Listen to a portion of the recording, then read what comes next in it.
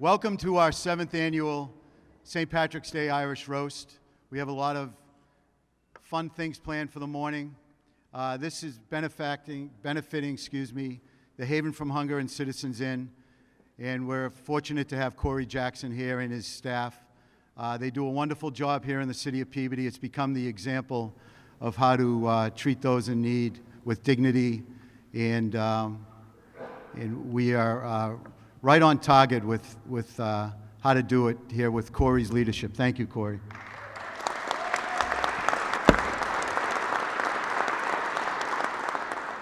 So we're fortunate today to have a lot of invited guests. At least one mayor showed.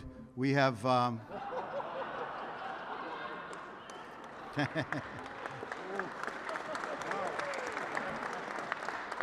shot across the bow, right away, shot across the bow. We're fortunate to have Mayor McGee here. He has to leave.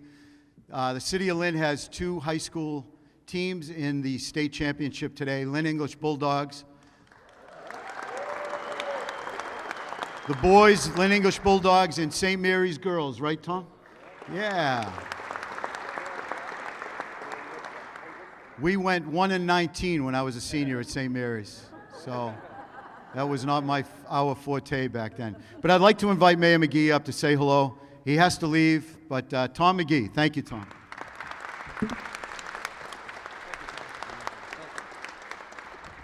Thank you very much, Tom. It's great to be here with all of you today. And after last year, when I was, I think, voted the least funny person up here, and I knew it after. Oh, you were. You were the least funniest. And I knew it after I spoke because every person that spoke after me had a chance to explain how terrible I was. So it's so I wondered why I was invited back this year. Mary Bellavance. After that exciting experience last year, right? Oh, you needed a mayor. We needed a mayor. You needed a mayor. Well, thank you. So I'm glad to be here. And I'm not the kind of guy that tells jokes, and I guess that was evident last year. So, but I'm glad to be back, and it's Haven from Hunger, and you know what it's all about is it's about having laughs and being together, but more importantly, it's about making a difference for other people and in our communities, and making sure that they have a chance like we all do. So, but then I was thinking not only that how bad I was, but it also makes all of the other jokes that aren't that great seem better because I'm not telling any. Ted Spiliotis was Right? a shining Right? star, man. Isn't that why I'm here? It's to help out all these other people at the head table. So, so I'm really glad to be here, and there's a lot of things going on, and we're really excited about the 2 basketball teams. I got a chance to see both games at the Garden. They were tremendous. Lynn English had a tremendous game, and St. Mary's won with a 3-pointer with 6 seconds left in the game, so it was very exciting. So we hope to have a state championship today. But as I'm here today, it's some of us maybe remember the getting together. We have some great events in Lynn, but the North Shore used to have a premier event, and now it's in Peabody, it's in Lynn, it's in different places. But the Commodore, so I don't know how many people here had a chance to go to the Commodore when Bob Crane and his singing group and the Treasury Notes and all of the leaders from around the state would come, and people would gather and have laughs, sing Irish music, and have a great time. And I had a chance to go to those events. They were really a tremendous time. I don't know, Tom, if you had a chance to go. Those are great times, and it brought people together. And I remember one time when I was up there. It was it was a great event, and then the party continued downstairs at the bar. And I used to go every year. My dad was Speaker of the House, and when I was there, one event in particular, I remember I went downstairs to the bar and I was ordering a Guinness. It was one of the few places you could get a Guinness poured in St. Patrick's Day. Now you can get them everywhere, but it wasn't as available then. And as I was standing at the bar, someone came up next to me and was ordering some drinks. And he ordered 5 shots of Jameson and 1 Guinness. And I was looking around to see where he was going to bring the 5 shots of Guinness. And if you know when you're pouring a Guinness, it takes a little bit of time to pour the Guinness. If you pour it right, you pour it a little bit. So the bartender brought over 5 shots of Jameson as he was in the process of pouring the Guinness, and went back to finish the Guinness. In the meantime, the guy next to me had drinking all 5 shots of Jameson. So I was kind of surprised by it, and the bartender came back with the full Guinness, And he said, wow, I guess you needed to drink those shots pretty quickly. And he said, if you had what I had, you would have definitely drank those shots pretty quickly. And the bartender was pretty concerned, and he said, well, what do you have? He said, I have 50 cents. So You already outdid yourself.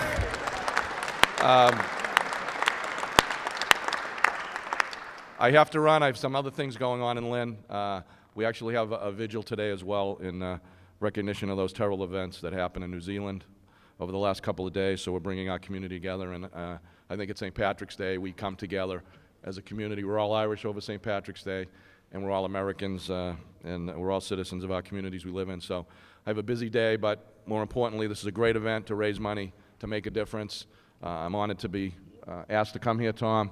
It's going to a good cause. Hopefully everyone has a great morning, has a lot of laughs, and more importantly, you and your families have a great St. Patrick's Day. All the best. Happy St. Patrick's Day. Mayor Tom McGee.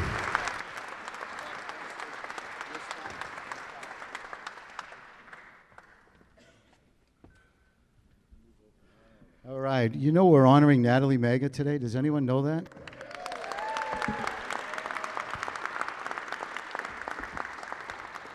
Maga, M-A-G-A.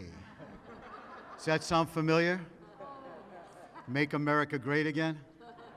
I'm not so sure that she aligns with that, but Natalie, we're thrilled to have you today, but we have a lot of things to do prior to that.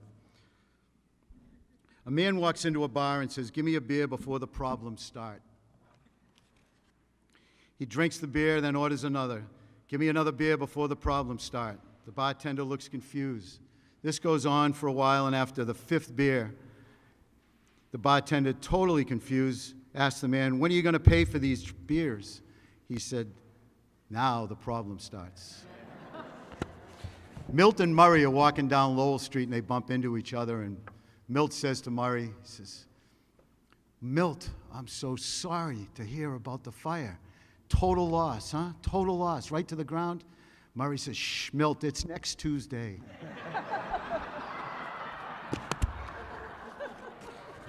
All right, I'd like to invite our Peabody's own, the funniest man. He doesn't make a note. He just recites it right from the top of his head. District Attorney John Blodgett. John, please.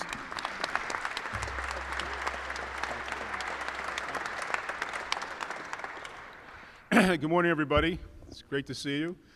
I was sorry I couldn't be here last year, so I sent a video, and then I heard... Yeah, that worked real well. We couldn't understand a word you were saying. That was the purpose, Tom. But I also understand that Dr. Levine stole the show. I notice he's not here today. Did you ask him back? I did not. He wanted to Skype in from Florida, but we said we were too busy. Yeah. I heard that his performance helped to propel the Me Too movement in Peabody. Is that It true? did. It did. Okay. It did.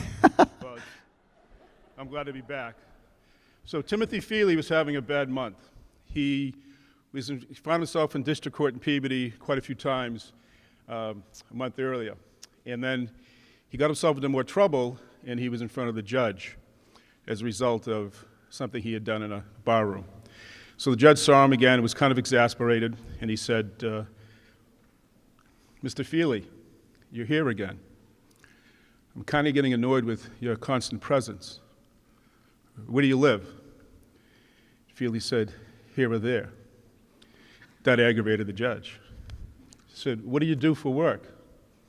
He said, this and that. Now the judge was clearly perturbed. He said, bailiff, put the handcuffs on him. Take him into custody. He said, Judge, what are you doing? He says, you're in custody. He says, when will I get out? Try this on, sooner or later.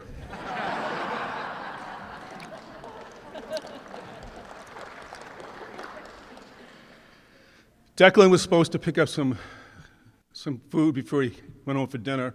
His wife said, we're going to eat at 6, be home at 5, so I can prepare the dinner. He found himself at a pub. He was there too long. He said, oh my goodness, I'm in trouble. He didn't have time to go to the local supermarket. So he runs out of the pub, sees O'Malley's. And as he's walking up to O'Malley's, he sees a man outside in an industrial apron sweeping the sidewalk. And he said, Good, good. I'll get what I need here. He runs up and he says, "Are you the proprietor?" He says, "I am." He says, "Can you help me? I'm in a real hurry and I need to get some things." O'Malley said, "Sure, come on in." So they go in. O'Malley stands behind the counter. Declan says, "I need a pound of ham." O'Malley says, "No. I want a pound of cheese." O'Malley says, "No. Can I have a half a pound of salami?" O'Malley says, "No." Meanwhile, O'Malley steps back and he's looking around his shop, and Declan's clearly upset, and he says, "I need these things. I've been polite. I've asked you as a gentleman. Give me one good reason why I can't have what I've asked for." O'Malley said, "Because this is a hardware store?" All right, I'll finish with this. Better be good. I'm hoping. If it's not, we'll bring back Herb next year. There's a lawsuit pending, so we'll have to wait till that. There's a flight from London to Dublin, and two distinguished-looking British gentlemen get on, and one sits against the window, one sits in the aisle. I'm sorry, in the middle seat. In the window in the middle seat. And just before takeoff, an Irish man comes in, he sits in the aisle seat, and he takes off his shoes, and he starts rubbing his feet, his stocking feet. And the two Brits are very annoyed at that. Think it's classless. Plane takes off, and the Brit who's against the window says, "I'd like a Coke." And the Irishman says, "I'll get it." He gets up, he walks up to the front to get the Coke, and the Brit in the middle seat picks up his shoe and he spits at it. He's gone for a while, comes back with the Coke, sits down. A little bit later, the Brit in the middle seat says, "I'd like a Coke too." He says, "I'll get that too. I'll be glad to get it." Okay. He gets up and he leaves. He picks up the other shoe and spits at it. Comes back with the Coke after being gone for a while. The plane lands. The Irishman puts on his shoes, and he knows right away something happened. He knows they spit in it. And he sighs, he turns to the two Brits and he says, "When is this ever going to stop? This is awful. We have to learn to get together. This has to stop. This spitting in shoes and peeing in Cokes. It's too much." Happy St. Patrick's Day. John Blodgett, yeah.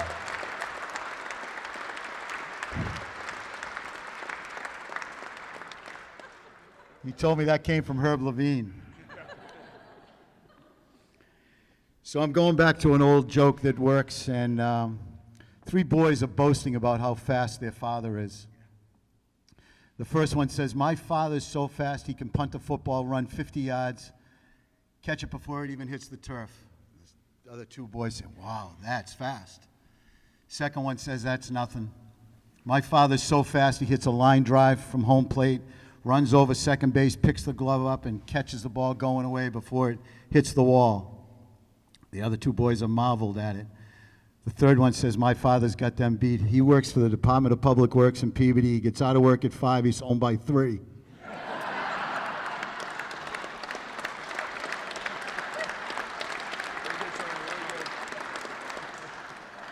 So I'd like to introduce a few dignitaries, elected officials, my colleagues. We're fortunate today to have Representative Dan Cahill from Lynn. Dan comes and supports the Haven. Dan, thank you so much. A first-timer, Representative Laurie Ehrlich. Laurie, thank you for being here. Laurie is from Swampscott and Marblehead. Thank you, Laurie. From Seth Moulton's office, we have Clara Sandrin, I believe. Sandrin? Hi, Clara, welcome. And Mike Devon. Mike Devon from Seth Moulton's office, thank you. Seth's with Mayor Bentoncourt this morning. They have a couple things going on. State Representative Committee, State Democratic State Committee, excuse me. Arthur Powell and Julie Curtis. Arthur? Arthur and Julie, thank you. I keep asking Arthur to please move to Peabody, but he's holding strong there in Beverly. Electric Light Commissioner Charlie Bonfanti. Tom Paris. Bob Wheatley, and the new GM, Chuck Ofanos. Thank you, Chuck. From the school committee, the ugly stepchildren here in the city of Peabody, Joe Amico. Joe, thank you. Jared Hockman.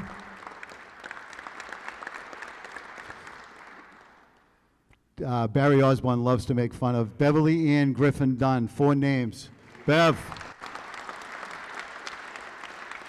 From the City Council, John Turco, Council President John Turco. Thank you, John. Hardest working man, Ward 2 Councilor Pete McGinn. A professional on parking, him and Dave Gravel are going to have, they're going to play Dodgem someday in the parking lot. Ed Sharis. Ed. Ward 4 Councilor Ed Sharis. Ward 6 Councilor Mark O'Neill. Thank you, Mark. Councilor at Large Tom Rosignol. Councilor at Large, my friend Dave Gravel. Thank you, Dave. And Councilor at Large, he was down in the basement because he didn't vote for the mayor's raise. He's been elevated back up to the council chambers. Ryan Melville. If I missed anyone, I apologize. Is there anyone I did miss? Wow, batting 100. Good job, Chris Ryder, wherever you are. All right, so I'd like at this opportunity to invite Senator Joan Lovely. Joan does a wonderful job for us all here in the city, right across the district. Joan, you're up. Thank you. You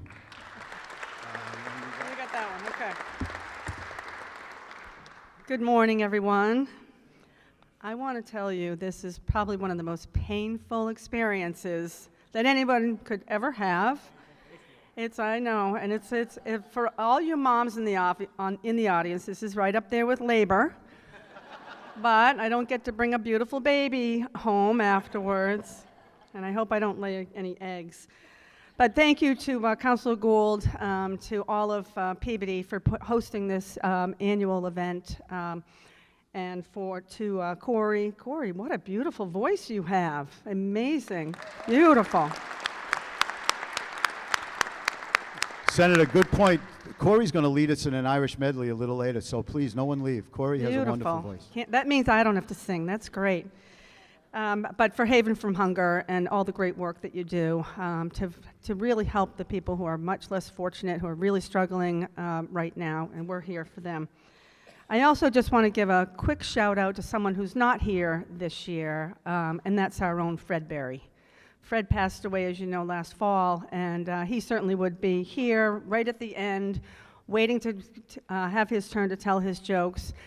He passed a lot of wisdom to me, but none of his wit and his humor. It was unique to Fred, and God bless you, Fred. We absolutely love you. So thank you, Fred.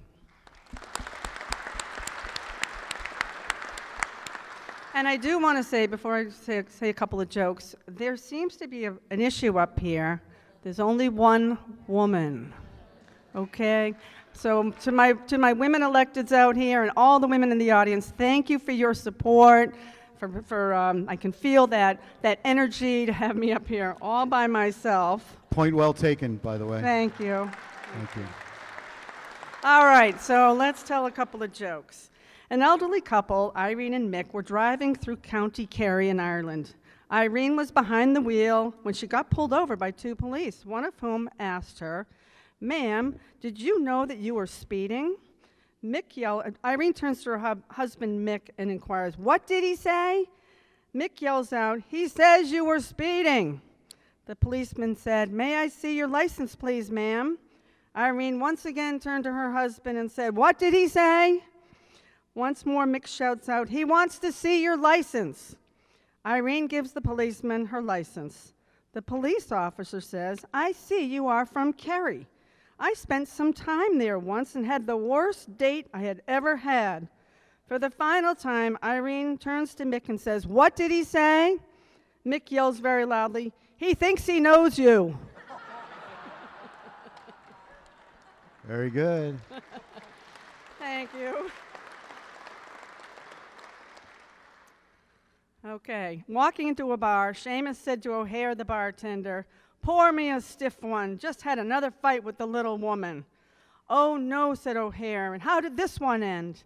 "Ha, it was over," Seamus replied, "when she came to me on her hands and knees." "Really?" cried O'Hare. "Now that's a switch. What did she say?"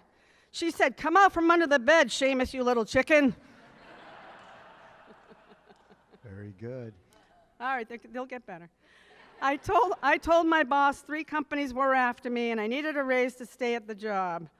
We haggled a bit and he gave me a 5% raise. Leaving his office, he stopped and asked me, "By the way, which companies are after you?" I responded, "The gas company, the electric company, and the cable company." All right, in politics, if you want something said, ask a man. If you want something done, ask a woman. Very good. Very true. Couple more. So as I was researching my jokes, and let me tell you, it took me all day yesterday afternoon. I'm telling you, it's so painful. But I came across a classic, someone who you all knew, and I'm sure you all loved, and that was Andy Rooney. So these next 2 jokes are from Andy Rooney. He said, "My wife uses fabric softener. I never knew what the stuff was for. Then I noticed women coming up to me, sniffing, then saying under their breath, 'Married,' and walking away. Fabric softeners are how wives mark their territory. We can take off the ring, but it's hard to get that April fresh scent out of your clothes." I love that one. And this is for all the ladies. This is Andy Rooney's words. "This is for all you girls 40 years and over. As I grow in age, I value women who are over 40 most of all. A woman over 40 will never wake you in the middle of the night to ask you, 'What are you thinking?' She doesn't care what you think. If a woman over 40 doesn't want to watch the game, she doesn't sit around whining about it. She does something that she wants to do, and usually it's something more interesting. A woman over 40 knows herself well enough to be assured who she is and what she wants and from whom. Few women from past the age of 40 give a hoot what you might think about her or what she's doing. Women over 40 are dignified. They seldom have a screaming match with you at the opera or in the middle of an expensive restaurant. Of course, if you deserve it, they won't hesitate to shoot you if they think they can get away with it." And now I'm looking for my next page. Here we go. "Women get psychic as they age. You never have to confess your sins to a woman over 40. She already knows. Older women have forthright and honest. They'll tell you right off if you are a jerk, if you're acting like one. You don't ever have to wonder where you stand with a woman over 40. Yeah. And I will end with an Irish blessing. Walls for the wind. Was that your phone? District Attorney, I think. Thank you. Is that for me? An Irish. There it goes again. Can you hear? Hey, he's the chief law enforcement officer in the district. They're looking for Tommy Paris. Irish blessing. Walls for the wind and a roof for the rain and drinks beside the fire. Laughter to cheer you and those you love near you and all that your heart may desire. Happy St. Patrick's Day, everyone. Hey, Senator Joan Lovely, thank you.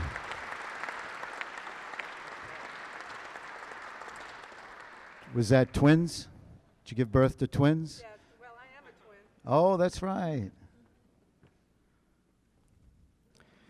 So a gentleman goes into the doctor's office and says, "Doctor, doctor, I can't stop singing the green, green grass of home." The doctor says, "That sounds like Tom Jones syndrome." Man says, "Is it common?" The doctor says, "It's not unusual." I know. It was so cold in Washington, D.C. this week that even the politicians had their hands in their own pockets. I was going to use that locally, but I couldn't think of who to talk about. But next up, Sheriff Kevin Coppinger. Kevin?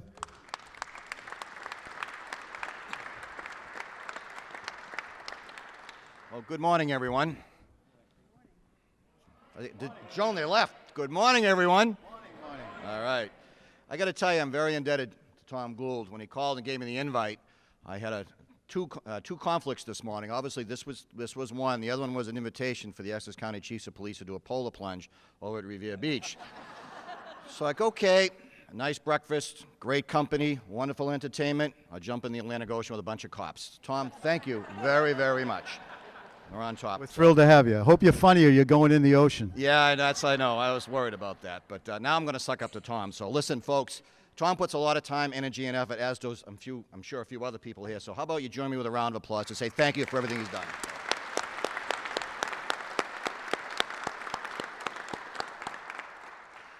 And it's tough. My mayor was here, Tom McGee, and he admittedly said he's the worst joke teller. So that was pretty cool. Now I got to follow Senator Lovely, who is actually pretty good, Joan. So the pressure's back on here. So, yep, absolutely. So I'll give it a shot. Father O'Malley's home in the rectory. He answers the phone. Hello, is this Father O'Malley? It is. This is the Internal Revenue Service, income tax returns. Can you help me? I can. Is Ted O'Horahan a member? Do you know Ted O'Horahan? Yes. Is he a member of your congregation? Yes. Did he donate $10,000 to the church? He will.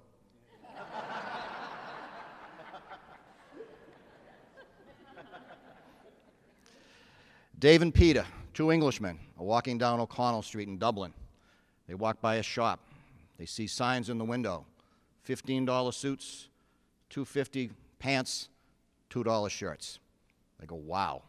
So Dave says to Peter, hey, we can really make some money here. Let's go in there.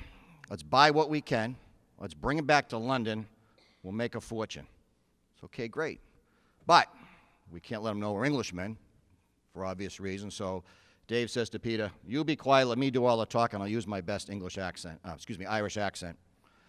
So they go in, see the shopkeeper, and said, I want to buy 100 suits, 50 pair of pants, and 100 shirts. The guy just looks at him and says, you guys are from England, aren't you? He goes, damn, how did you find out? He goes, this is the dry cleaner.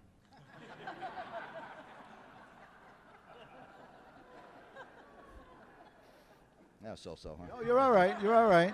You'll know when you're not. It's warmer.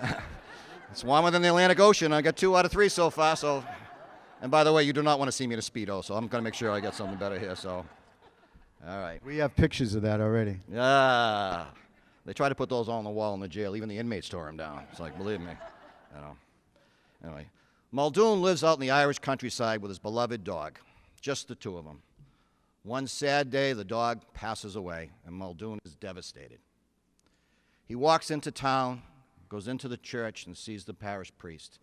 Father, I lost my best friend. Can we hold a service in the church? Father says, no, unfortunately, we can't hold a service for an animal in our church. So the gentleman says, well, any suggestions? He said, yeah. Why don't you walk down the road a little further, see those Protestants? They do a lot of stuff. Maybe they'll do it. So the gentleman says, well, if I make a $5,000 donation, do you think that'll be enough for him? And the priest said, sweet Mary and Joseph, you didn't tell me the dog was Catholic. All right, that's better. Not bad. That's better. All right. Thank you. I'm going to try and quit while I'm ahead. But I have a little Irish blessing. I'm trying to copy the senator, so it'll work for her. Hopefully it'll work for me. There are good ships and there are wood ships, the ships that sail the sea. But the best ships are friendships, and many they always be. Happy St. Patrick's Day, everyone. Sheriff Coppinger, thank you. Thank you, Sheriff. Very good. Next up, Representative Tom Walsh. T, please.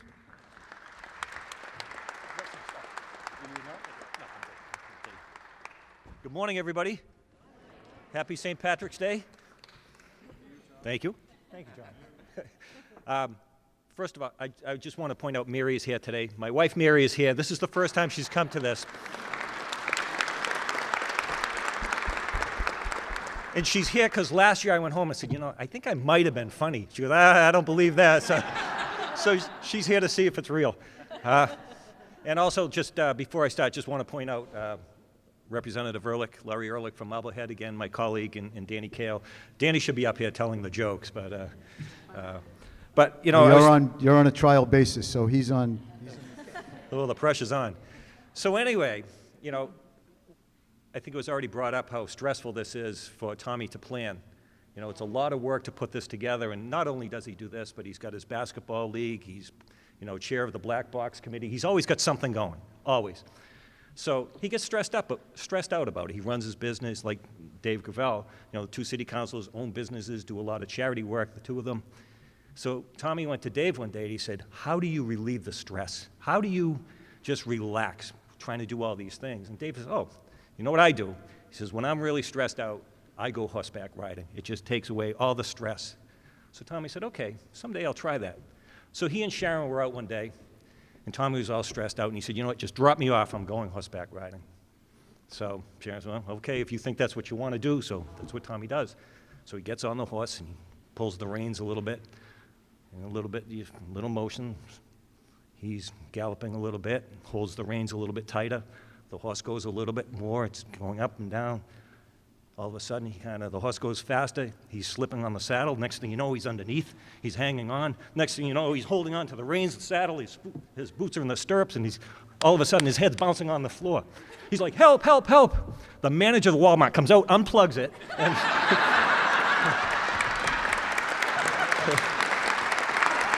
Very good. Very good. Mary, that's the best he's ever been. so Mary anyway. gave you that one, didn't she? Oh, yeah. Yeah. So anyway, my second little joke here is, I don't know if it's much of a joke, but it's only been a little over 14 months since I left the city council. And was a little bit surprised watching a council meeting fairly recently and found out that some of the councilors had never been to certain wards in the city. I couldn't believe it. So I called my friend, the Lord Mayor of Dublin, and where's John Turkle? John, the council president in Dublin, Ireland is called the Lord Mayor. So I'm thinking you should call the Charter Commission, because that's right up your alley, Mr. President. So anyway, I said, what do we do? How do I help my fellow councilors? He said, you know what we do in Ireland? He said, if you go to the corner, he says, we have a sign with all the direction. So with that, I put together a little thing to help people out so that they know.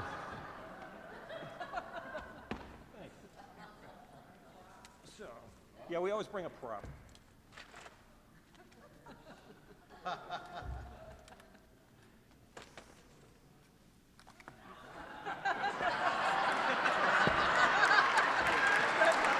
Very good, Tom.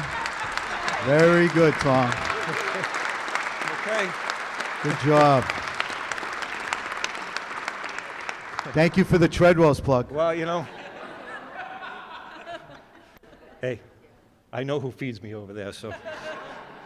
All right, one last one. And this one was for the mayor, and I'm sorry he's not here because I think he'd appreciate So is this. he. Anyway, I was talking to my friends, Brendan and Shannon. They live over on Shamrock Street. True story. So, anyway, they were talking about how great the mayor is. Oh, we love the mayor. We moved here because, look what's going on here. You take a look around downtown, all these things happening. We have a couple new breweries coming. You have a new middle school. The circus is coming to town. So what do you think he's going to run for next? Do you think he could be congressman? Do you think he could be senator? And I said, oh, come on. I said, he could do better than that. I said, he could be president. And like, president? How could he be president? I said, well, think about it. I said, not only has he done all those things, but last year he dredged Crystal Lake, and that's all beautified now. It looks awesome. And then we had an issue with the Tammy Lane residents and the Esquire Drive residents because they're going to be doing some work on Route 128, and they wanted sound barriers. So guess what? Not only did he drain the swamp, but he's going to build not one, but 2 walls. And Very good.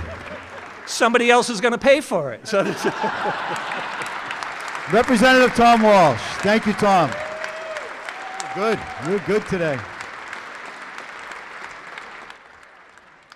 Very good, Tom. Maybe we should have done Ted Spiliotis first and then you.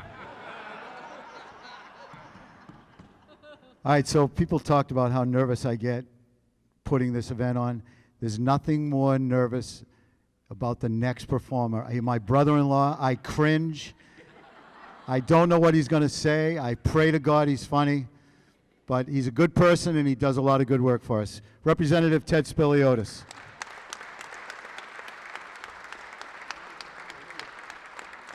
Thank you, Tom. He also knows I would only be here for him. Could you stop already? I haven't even started, and he started on me. Pardon me for 1 second. I told Ted the funniest thing he could do, and he didn't take me up on it, is tell a joke in Greek. Tom Paris, we could stage it. He'd laugh, laugh, laugh hysterically. Ted could just sit down. It would be the greatest thing going. I'm not letting you off the hook that easy, I'll tell you. Actually, the truth of the matter is that a few days ago, I was home and talking to my daughter, and I was saying, honey, I have to come up with a few jokes this year for Tom's breakfast. She goes, she's my eldest daughter, and she has a PR degree, and she's like, Dad, she goes, you have so many friends that write speeches, tell jokes. She goes, just make a call. Stop being so cheap and call someone and hire someone. And I'm shaking. She goes, you know, and then she doesn't stop. She goes, you know, Dave Radigan, she goes, you've known him all his life, and he's working now with a little Greek kid from Peabody, she goes, and he likes you, and they do it. They'd be so thrilled. And I'm sitting there saying, yeah, I think you're right. And all of a sudden, from the other room, my wife, the love of my life, yells out, are you kidding me? He could call Bob Hope from the dead, and it wouldn't work. She's right. So that's... She's now, somebody else exactly would have right. delivered that better than me. Get going. But it's not a bad joke. But the other point is, Tommy said it, everybody's mentioned that we always get guests from the legislature. They don't really trust us here, so they come along, and Dan Cahill, and this year Laurie Ehrlich, and you probably never met Laurie Ehrlich, but she's been in the House for about 10 years, and she has a distinction that none of us really could say. In this past 10 years, she's been invited to the White House 3 times. 3 times. Because of her work on energy, environment, guns. So this year, the agenda comes up, and President Trump calls and says, 3 strikes, you're out. So poor Laurie is here with us. I do want to say, because I represent West Peabody, and some of you do know where that is. And there's this little Catholic parish. I don't know how many Irish folks there are there because I stopped counting. But it's called St. Adelaide's. And nearly every grade is participating in a state basketball tournament this morning. That's where the mayor is, I'm sure, because I saw it. Tommy Rosenthal, I don't know if he's here or not, but he was kind enough to keep us informed of how the teams are doing, so I appreciate it. I don't have anything else because I know enough to sit down when I'm loved and beloved. Good choice. No matter what, I may not be able to do this, but like I said, I may not get much respect, but I do get a lot of love, especially every 2 years. So thank Ted you. Spiliotis. He's a good sport. He comes every year just for me. He's a good sport, and I appreciate him being here. Plus, his sister, my wife, forces me to do it. But all right. So every year I write a little ditty, and we are going to give that an attempt right now. So please bear with me. It's to the tune of Harrigan, and if you know any of the verses, if you can catch the verses on the second and third, please sing along with me. P-E-A-B-O-D-Y, that's how we spell Peabody. Proud of all the Irish people in me. We're green as the North Shore City can be. Peabody, repeat after me.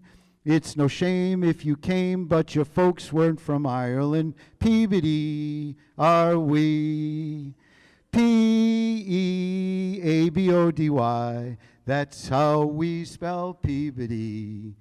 Every ethnic group makes up our history. They worked in leather factories, that's no mystery. Peabody, a melting pot you see. No one cares where you're from. If you're here, now you're one of us. Peabody are we. Last verse, thank God. Peabody, that's how we spell Peabody. Proud of all the Irish people in me. We're green as any North Shore city can be. Peabody, repeat after me. It's no shame if you came, but your folks weren't from Ireland. Peabody are we.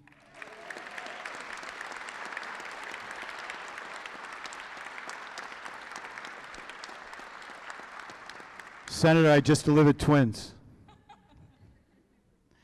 All right. Mary Bellavance, front and center, please. No, don't worry, Mary. All of this happens because of Mary Bellavance, and Mary makes all the good things in the city happen. So how about a nice hand for...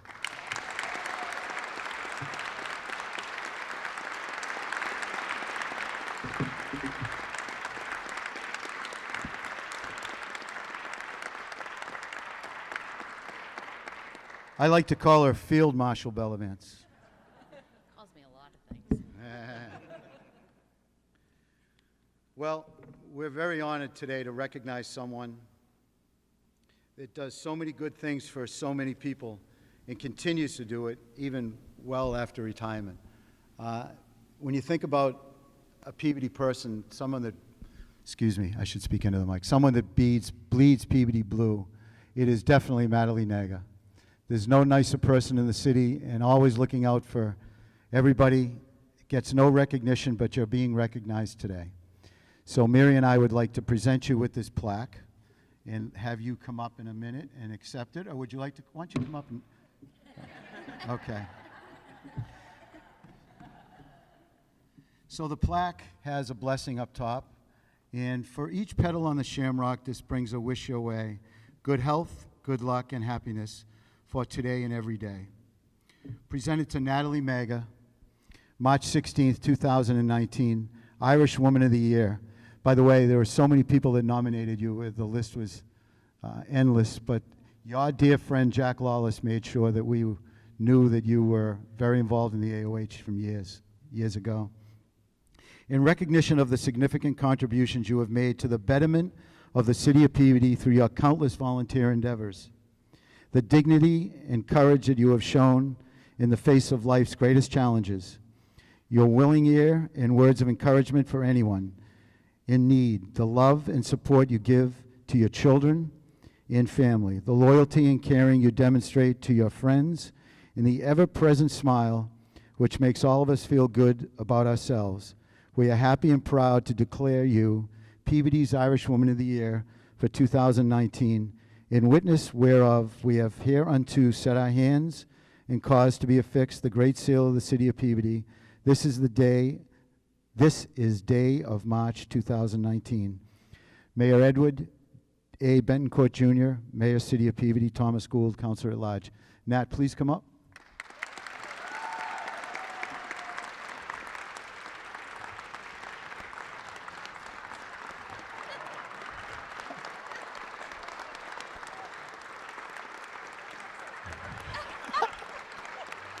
She's not overwhelmed, she's stuck. She's stuck in the chair. Bring the chair.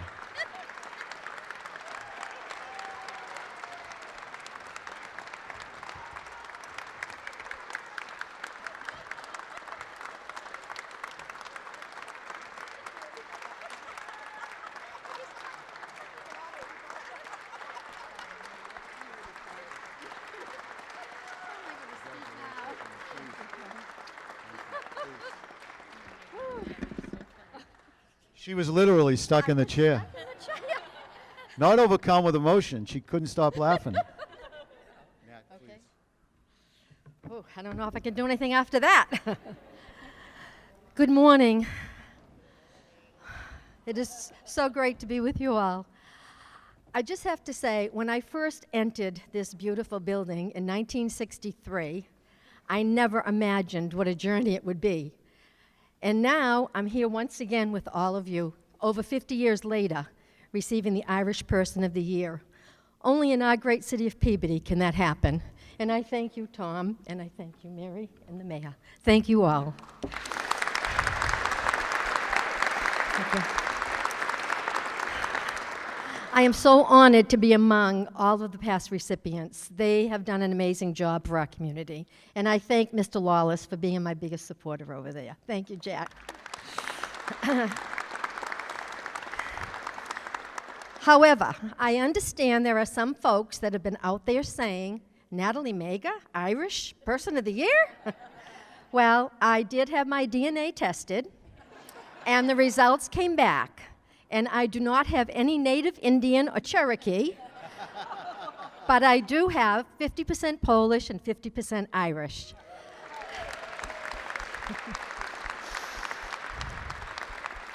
My mom, Mary Sullivan, met and fell in love and married her high school sweetheart, Harry Kopinski, who was one of our finest police officers in his day, and the rest is history. I just want to thank you all. I thank my family and friends for their love and support always. And I want to thank all of you for taking time to come out on a beautiful Saturday morning to help support our Haven, and so they can continue their great work. Thank you all, and happy St. Patrick's Day. Natalie Maga.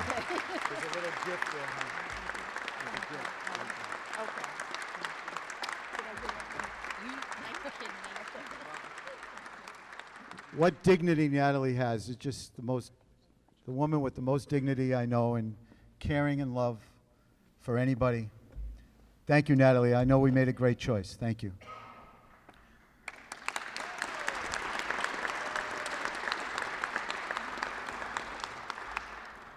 So when I invited the next speaker, Reverend Joel Anderley, I asked him if he would come up, and he couldn't make it last year, come up and tell a few jokes and give us some words of wisdom. And he hesitated just because, think about it, thank God he wasn't here last year with Herb Levine. But he said it's always a little edgy. I said, you just be yourself and be funny like you are and be kind and generous. And Reverend Joel Anderley, you're up. Thank you.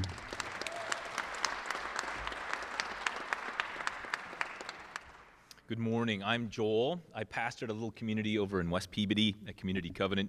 I wore one of my family's tartans. I'm actually a Scotsman. I realize we're all Irish today, but I'm actually a Scotsman. And so this is the MacLeod plaid. And a few years ago, I was at a wake, and I met a group of men that were actually genuinely Scotsmen, and they were all in kilts. And I was asking them all these questions about the Scots people and all this folklore that I had heard about my family. And the guy said, well, your people, the MacLeods, well, they're bastards. He said, your green tartan that you wear sometimes, he said, that's not really your tartan. Your real tartan is this horrible yellow. Because the Highlanders, they're just bastards, and they want to wear the most offensive tartan possible, so they call it the wasp, because it stings your eyes. I said, well, that won't play well at the family reunion. But that's all I've gone. So the joy for me of telling jokes and of laughing about ourselves is the realities, of real life, of our families, of our marriages, our parenting, our being children of parents. And so it's a delight to be able to dive in. So Mrs. Murphy arrives at Mass on Sunday morning, and she's sobbing. And Father says to her afterwards, what's the matter, Mrs. Murphy? She says, oh, Father, my husband died last night. And Father says, I'm so sorry, Mrs. Murphy. Did he have any last words? And she said, yes. He said, Mary, please put the gun down. Real life? It's just real life?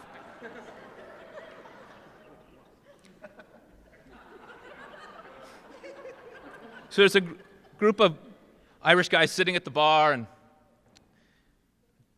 town drunk comes wandering in. He notices the guy sitting by. He says, "Oh, Sean! Hey, Sean! I just shagged your mom." Sean's friends are bracing because Sean's a hot-tempered man. They're thinking this can be a fight. And Sean just brushes them off. Drunk wanders down the bar, sits to start drinking. A little while later, he comes wandering back to Sean! Your mom says I'm the best thing since sliced bread. I thought you were nervous about it being edgy. Gets back. So Sean turns to the drunk and he says, "Dad, go home. You're drunk."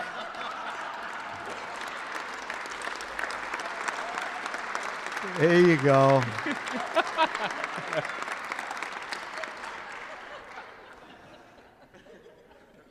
So Father Riley is sitting with the young dad, and he's about to do the christening, and says to Patty, he says, "Patty, are you ready to be a dad? Are you prepared?" Patty says, "Oh, Father, Mary's got a great spread. She baked a ton. Father says, No, Sean, are you ready spiritually to be a father?" Patty says, "Oh, Father, I got a keg of Guinness and a whole case of Jameson." All right, that one was. That was my groan. Tell the Sean one again. Tell the Sean one again. That's right. If only. So O'Toole's standing outside his house here in Boston, very proud of his Irish heritage, looking out over the ocean, imagining the Emerald Isle, and the clouds open, and the voice of God comes. "O'Toole, you've been very good. I will grant you a wish for being so faithful." O'Toole thinks, and he says, "Oh God, could you just pave a highway for me over the ocean so I could just return to Ireland whenever I wanted?" And God says, "Well, O'Toole, that's quite a request. That would take a huge amount of resources. Imagine all the resources we'd have to drop into that request to sink all those barriers into the ocean and all that concrete. Is there something perhaps simpler that you could ask for?" O'Toole says, "Well, God, maybe perhaps you could help me to understand women. My wife, could you help me to understand my wife?" And God says, "1 lane or 2. Happy St. Patrick's Day. Thank you, Joel.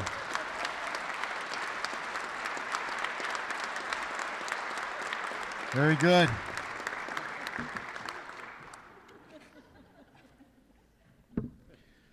So the boy asked his dad one day, "Dad, why is my sister called Paris?" His dad replied, "Because she was conceived in Paris and you're old enough to understand it. Your mom and I thought it was appropriate to name her Paris." But that's a great question, backseat.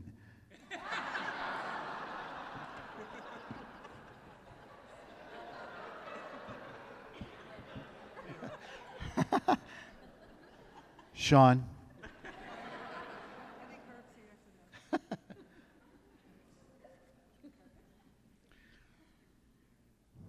So Bob left work early Friday evening. It was payday. And I should say Sean or any Irish lad. It was payday, and instead of going home, he stayed out the entire weekend, partying with his friends. When he finally appeared home on Sunday night, he was barraged for nearly 2 hours by his wife when she said, "How would you like it if you didn't see me for 3 days?" He replied, "That would be fine with me." Monday went by and he didn't see his wife. Tuesday came and went. No wife. Wednesday, the swelling went down just a little bit in his right eye where he could see her just a little bit.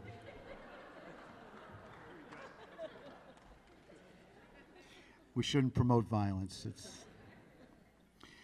We're ahead of schedule, but I'd like to invite Corey Jackson up, who has some jokes, and he's going to lead us in an Irish medley to end the day. Corey Jackson, please.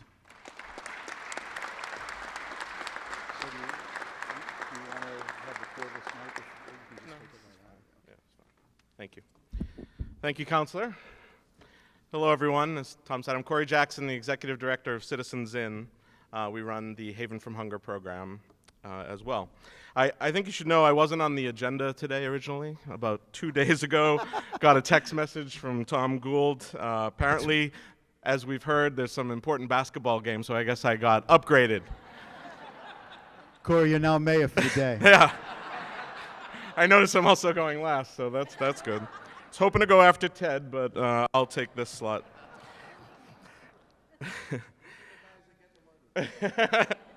As it also turns out, I guess whoever was going to sing these Irish songs I'm about to sing backed out yesterday, was it, that you let me know about that? No. So I'm just curious, who was supposed to originally sing the national anthem? Nobody. We pledge allegiance. If you like, we'll go back to that. I will always be your plan B, Tom. Thank you. Love you. All right. As you probably know, Citizens Inn merged with Haven from Hunger in July of 2017. Their board came to us and they said, we're completely out of money. We have no idea how to save this place. We think you should do it. So being the incredibly fiscally responsible nonprofit we are, we said, sure. We did it. In all seriousness, it has been an amazing experience. A lot of people are talking about me. Where's Kate? Kate Banashki is who we should be talking about.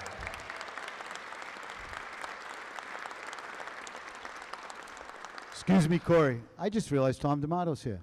T, welcome. Welcome. So it brought us closer with all of you and the community that surrounded Haven, and recognized its need to really continue, be sustainable, and achieve stability. We are now procuring over 1.5 million pounds of food a year, serving almost 4,000 unique individuals. Our new refrigerated truck is amazing and is on the road all the time. Our brand new commercial kitchen has allowed us to add some culinary arts training that starts this month. So we're on a roll, and yeah. So Tom asked me to be ready with a few jokes, so I tried this Corey, one out. if I can, you have staff here, I believe. I do, yes. Please. I was going to go there later, but I can, if you Leave want it to me you to want to jump in. rewrite this for me.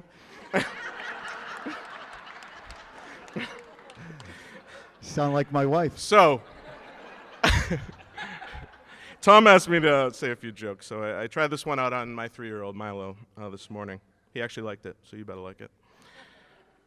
You know why oysters don't give to charity? They're shellfish.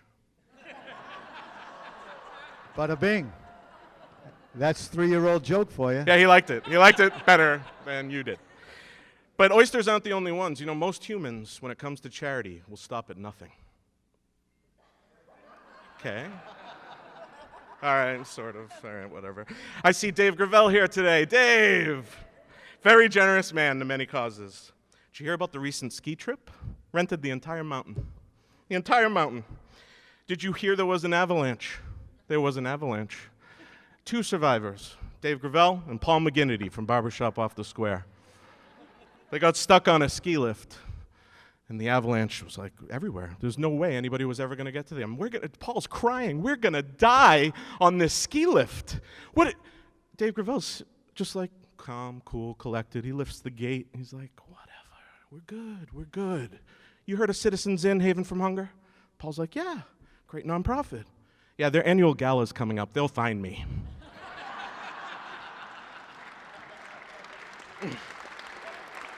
Very good, Cor. And speaking of fundraising, I have great news. We have raised all the money to do the 2nd floor of Haven. Great news. Hey! The bad news is it's still in your pockets. Allie and Gianna are over here, our fundraising team, if you want to just hand that over, right over there. Great. No, but on a serious note, we did have enough to complete the new kitchen. We're nearing the end of our first phase to do the bathrooms and the pantry level and some new exterior cooler and freezer space sorely needed. And thanks to a lot of you in this room for being a part of that great success. We, in our first year, like I said, we purchased the refrigerated truck. We improved safety, exterior lighting with Paris. We did improve landscaping, increased pest control, fixed all the existing refrigerator units that were down. This summer, for the second year now, we'll be sponsoring the free summer lunch for kids at the Peabody Library and the drug education camp at Higgins. And it's just amazing. Speaking of free food for kids, did you know Betsy DeVoe and President Trump, they're paying very close attention to Peabody. Did you realize this? Did you know this? There is federal legislation moving forward next week to just have Jared Hochman provide all the food to all the kids in the entire country through his nonprofit. In related news, I just saw Jared is looking for 50.7 million backpacks. So if any of you have one, could you leave it on Jared's porch? Thanks. I joke, but we admire No Kid Hungry and Peabody's focus on making sure there is no kid hungry over the weekend. We are helping. Haven from Hunger is a big partner in that, providing lots of food to this program on a weekly basis, as well as the facility to make it all happen. We hope this will also connect us with more of those families that can get an actual full week's worth of groceries if they just come by. Very happy to be a part of that. In closing, I was sad to see the mayor not take a raise this year. Just curious, Tom, does that mean the city council doesn't get a raise either? Correct. Oh, Correct. man. So last year, I remember y'all got raises. Salem News article comes out. I'm not taking my raise. I'm donating it to Haven from Hunger. I saw that many times throughout that article. So for all of you in the room that are here, that address, that's 81 Main Street, Peabody, Mass. Good point, Corey. Just kidding. Point well taken. No, thank you so much for having me up here to share. Visit citizensin.org for more info, or our staff is here. Gianna, Ali, Shani, Tina, Kate. Am I missing anybody? Our board president, Steve Vesey, is in the back corner over there with a lot of our board members. So please. Your lovely wife, Sarah? My lovely wife, Sarah, is at that table, and my awesome Sherman Street mother right there. Hey, Mrs. Jackson. So thank you all for being so incredibly supportive and for this great event that raises a lot of money every year for the programming. Happy St. Patrick's Day. Corey, don't go away. We're going to sing. We're going to sing, Corey. All right. So Corey is going to lead us. Corey is a professional singer. And Tom is not. Very good. Sorry. Good point. No, you're awesome. No, I love your Peabody ditties. All right. Please, lead us. Tell And if you know the songs, please sing along. Please sing along. This is the Wild Rover. Everybody clap, too, okay? I've been a wild rover for many's a year, and I've spent all me money on whiskey and beer. But now I'm returning with gold in great store, and I never will play the wild rover no more, and it's no, nay, never. No, nay, never, no more will I play the wild rover. No, never, no more. I went into an alehouse I used to frequent, and I told the landlady me money was spent. I asked her for credit, she ordered me nay. Such a custom as yours I can have every day, and it's no, nay, never. No, nay, never, no more will I play the wild rover. No, never, no more. I then took from me pocket 10 sovereigns bright, and the landlady's eyes opened wide with delight. She says, I have whiskeys and wines of the best, and the words that you told me were only in jest, and it's no, nay, never. No, nay, never, no more will I play the wild rover. No, never, no more. I'll home to my parents, confess what I'd done, and I'll ask them to pardon their prodigal son. And when they've caressed me as oft times before, I never will play the wild rover no more, and it's no, nay, never. No, nay, never, no more will I play the wild rover. No, never, no more. One more time, and it's no, nay, never. No, nay, never, no more will I play the wild rover. No, never, no more. Corey Jackson.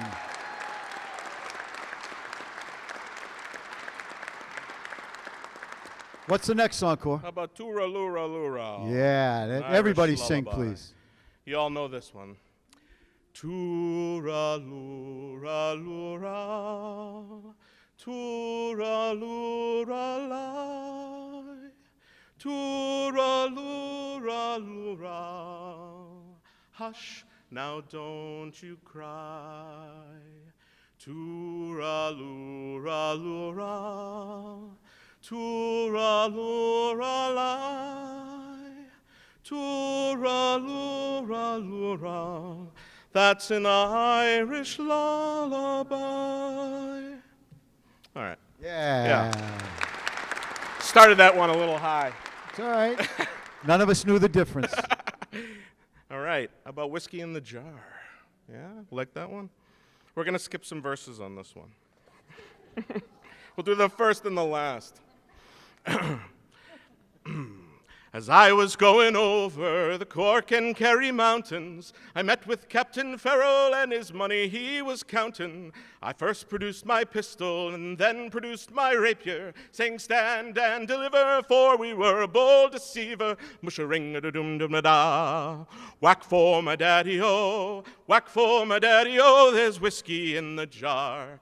I counted out his money, and it made a pretty penny. I put it in me pocket, and I took it home to Jenny. She sighed and she swore that she never would deceive me. But the devil take the woman, for they never can be easy. Mush-a-ring-dum-a-doo-dum-a-da. Whack for my daddy-o, whack for my daddy-o, there's whiskey in the jar.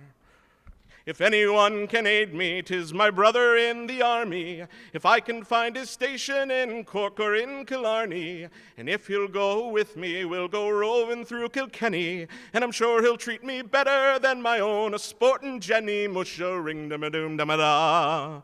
Whack for my daddy-o, whack for my daddy-o, there's whiskey in the jar. Yeah, Cor, good job. All right. Cor, you got a nice sing-along? We got one got for us? We got a nice one for you to All end this right. all out. When Irish Eyes Are Smiling. All right, everybody, please. When Irish eyes are smiling, sure it's like a morn in spring. In the lilt of Irish laughter, you can hear the angels sing. When Irish hearts are happy, all the world seems bright and gay. But when Irish eyes are smiling, sure they'll steal your heart away. Mr. Corey All Jackson. right.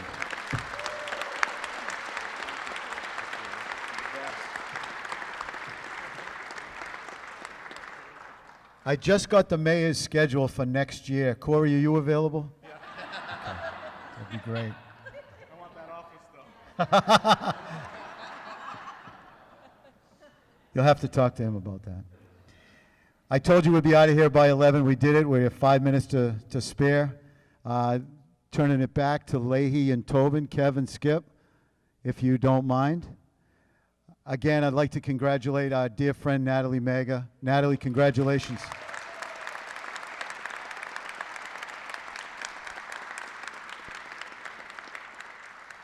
Some thank yous. Salem Country Club is the event sponsor today. Thank you very much, Salem Country Club. Thank you very much to Cookie and Brian. Thank you guys for your help. Jim Palmer from PAT, where are you, Jim? You did a one. Thank you, Jim. The fire department honor guard, are they, any of them still here? No, typical fire department, they chew and screw. No, thank you so much, Peabody Fire Department. You always come through for us. And again, a special thank you to Mary Bellavance. Mary, thank you for everything you do. Happy St. Patrick's Day, everybody. Enjoy. Thank you for being here. Thank you.